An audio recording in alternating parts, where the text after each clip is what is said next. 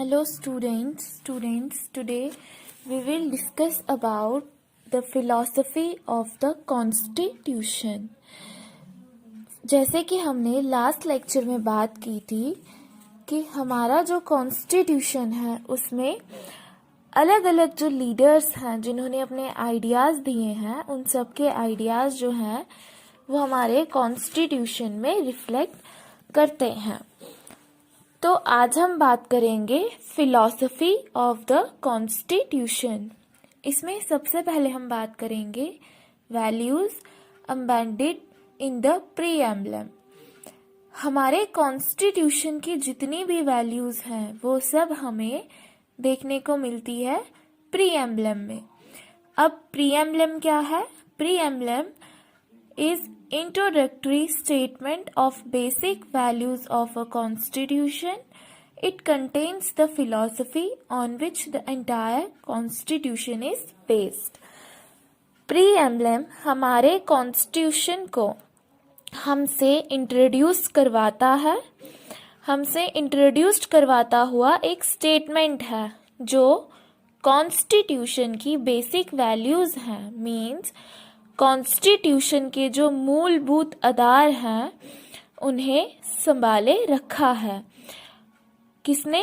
प्रीएम्बलम ने. वो हमें ये सब जो है बताता है.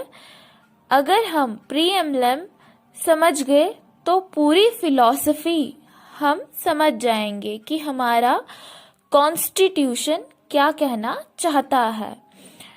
तो प्रीएम्बलम जो है वो कॉन्स्टिट्यूशन का एक इम्पॉर्टेंट पार्ट है. इंडियन कॉन्स्टिट्यूशन का जो प्रीएम्बलम है वो क्या कहता है? We the people of India having solemnly resolved to constitute India into a sovereign, socialist, secular, democratic republic and to secure to all its citizens.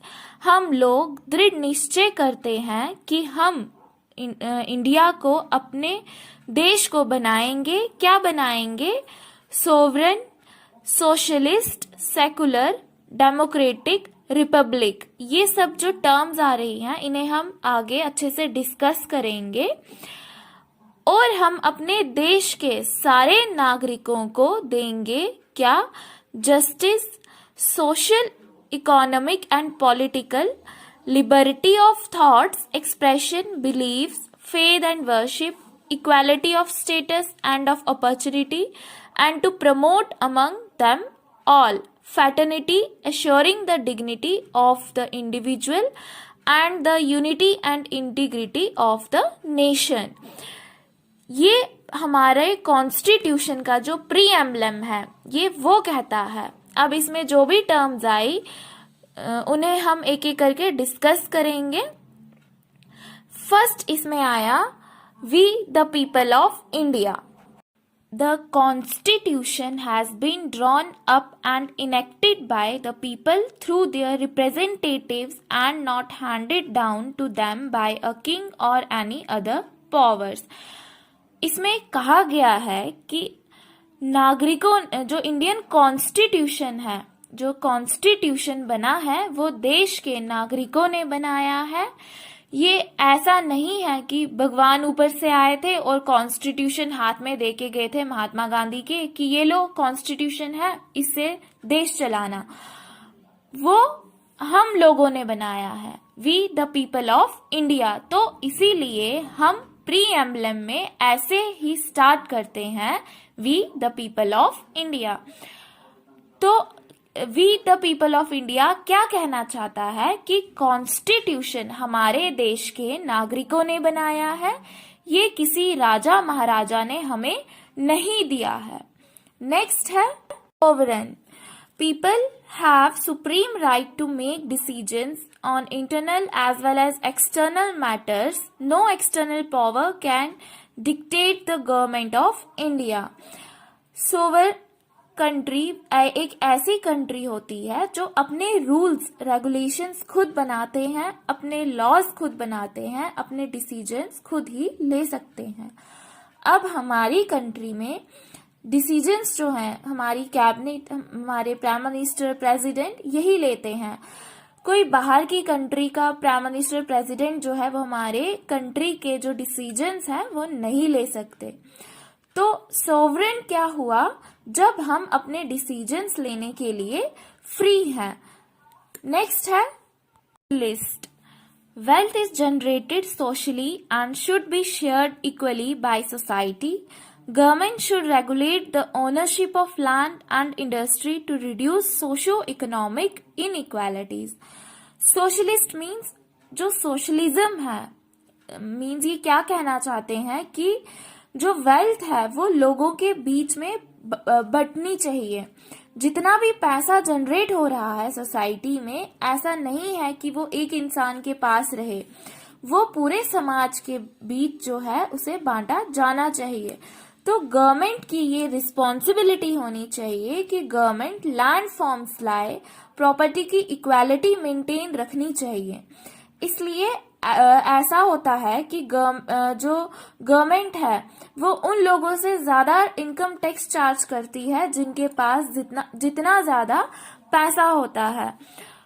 तो यहाँ पे गवर्नमेंट की ड्यूटी है कि वो जो भी स्टेट में या जो भी सोसाइटी में जो वेल्थ है जो जनरेट हो रही है वो सबको इक्वली जो है वो मिले, पूरी सोसाइटी या पूरे समाज में जो है इक्वली उसका डिस्ट्रीब्यूशन हो। है secular. Citizens have complete freedom to follow any religion, but there is no official religion. Government treats all religious beliefs and practices with equal respect. Secular means धर्म निरपक्षता। हमारी गवर्नमेंट ना एक रिलीजन को promote करती है ना एक रिलीजन को डिनाई करती है। जो भी रिलीजन्स जो हमारी कंट्री में हैं उन सबको इक्वली ट्रीट किया जाता है। मीन्स जहाँ पे हर धर्म को समान नजरों से देखा जाए तो वो हुआ सेकुलर। इंडिया क्या है? इंडिया एक सेकुलर कंट्री है। यहाँ पे सभी धर्मों को जो है उन्हें इक्वली ट्रीट किया जाता है, किसी धर्म को डिनाई नहीं किया जाता है। नेक्स्ट है democratic. A form of government where people enjoy equal political rights, elect their rulers and hold them accountable. The government is run according to some basic rules. Democratic means जहाँ people centred चीजें हों। India जो है वो एक democratic country है। हमारी country में सारे डिसीजंस जो हैं वो हमारे बिहाफ पे हमारे रिप्रेजेंटेटिव्स लेते हैं और उन्हें कौन चूज करता है? हम। इसीलिए इंडिया को क्या कहा गया है? डेमोक्रेटिक। और हमारे कॉन्स्टिट्यूशन में ये क्या बताता है कि कंट्री में इक्वल पॉलिटिकल राइट्स जो हैं वो होने चाहिए, जो कि इंडिया में है। Citizens have complete freedom to follow any religion, but there is no official religion. Government treats all religious beliefs and practices with equal respect. Secular means धर्म निरपक्षता। हमारी गवर्नमेंट ना एक रिलीजन को प्रमोट करती है ना एक रिलीजन को डिनाई करती है। जो भी रिलीजन्स जो हमारी कंट्री में हैं उन सबको इक्वली ट्रीट किया जाता है। मीन्स जहाँ पे हर धर्म को समान नजरों से देखा जाए तो वो हुआ सेकुलर। इंडिया क्या है? इंडिया एक सेकुलर कंट्री है। यहाँ पे सभी धर्मों को जो है उन्हें इक्वली ट्रीट किया जाता है, किसी धर्म को डिनाई नहीं किया जाता है। नेक्स्ट है democratic. A form of government where people enjoy equal political rights, elect their rulers and hold them accountable. The government is run according to some basic rules. Democratic means जहाँ people centred चीजें हों। India जो है वो एक democratic country है। हमारी country में सारे डिसीजंस जो हैं वो हमारे बिहाफ पे हमारे रिप्रेजेंटेटिव्स लेते हैं और उन्हें कौन चूज करता है? हम। इसीलिए इंडिया को क्या कहा गया है? डेमोक्रेटिक। और हमारे कॉन्स्टिट्यूशन में ये क्या बताता है कि कंट्री में इक्वल पॉलिटिकल राइट्स जो हैं वो होने चाहिए, जो कि इंडिया में है। नेक्स्ट है रिपब्लिक। रिपब्लिक मीन्स जो हमारी कंट्री का हेड होगा वो कौन होगा? वो कोई राजा महाराजा नहीं होगा। हमारी कंट्री का जो हेड होगा वो एक इलेक्टेड पर्सन होगा, जिसे हम यानी कि हम इंडिया के जो लोग हैं वो इलेक्ट करेंगे, चूज करेंगे। कोई राजा महाराजा जो है वो हमारी कंट्री का हेड नहीं होगा। ये किसमें कहा गया है? रिपब्लिक, जो कि हमारा प्री एम्बलम जो है हमारे कॉन्स्टिट्यूशन का वो बताता है। आ गया justice. Citizens cannot be discriminated on the grounds of caste, religion and gender. Social inequalities have to be reduced. Government should work for the welfare of all, especially of the disadvantaged groups. Jstice means न्याय। यहाँ क्या कहा गया है? लोगों को equally treat किया जाना चाहिए, चाहे वो किसी भी रिलीजन के हो, किसी भी जेंडर के हो, मेल हो फीमेल हो, चाहे किसी भी कास्ट के हो, छोटा हो बड़ा हो, अमीर हो गरीब हो, सबको इक्वली ट्रीट किया जाना चाहिए और गवर्नमेंट को इस चीज पे काम करना चाहिए। नेक्स्ट है liberty. There are no unreasonable restrictions on the citizens in what they think, how they wish to express their thoughts and the way they wish to follow up their thoughts in actions. Liberty means आज़ादी, कि आपके ऊपर जो unreasonable restrictions हैं वो ना लगाए जाए। जो अनरीजनेबल रिस्ट्रिक्शंस हैं सिटीजन्स के ऊपर वो ना लगाए जाए। जो रिस्ट्रिक्शंस हैं कि कौन क्या चाहता है, कैसे सोचता है और क्या कैसे अपने थॉट्स को एक्सप्रेस करता है, इन पे कोई भी रिस्ट्रिक्शंस नहीं होनी चाहिए। लोगों को आज़ादी होनी चाहिए कि वो क्या सोचते हैं, कैसे अपने थॉट्स को एक्सप्रेस करते हैं। ये कौन कहता है? लिबर्टी। नेक्स्ट है equality. All are equal before the law. The traditional social inequalities have to be ended. The government should ensure equal opportunity for all. हर इंसान इक्वल हो, हर इंसान के पास बराबर मौके होने चाहिए, सबको अपनी बात कहने की आज़ादी होनी चाहिए। ये किसमें कहा गया है? हमारे कॉन्स्टिट्यूशन का जो प्री एम्बलम है उसमें ये सब बातें जो है वो कही गई है। लास्ट है fraternity. All of us should behave as if we are members of the same family. No one should treat a fellow citizens as inferior. Fraternity means भाईचारा। हम जिस देश में रह रहे हैं, देश के सारे नागरिक, चाहे वो किसी भी रिलीजन के हो, किसी भी कास्ट के हो, हमारे ही क्या है, हमारे ही देश के लोग हैं, तो हमें उन्हें भाई की तरह ट्रीट करना चाहिए। ब्रदरहुड वाली फीलिंग हमें अपने देश में लानी चाहिए और हमारा जो देश है वो इसे प्रमोट करता है। तो प्री एम्बलम के ये जो सारी हेडिंग्स हैं ये कौन बताता है? प्री एम्बलम, कि हमारा जो कॉन्स्टिट्यूशन है वो कैसा है। ये सब कहाँ कहा गया है? हमारे प्री एम्बलम में।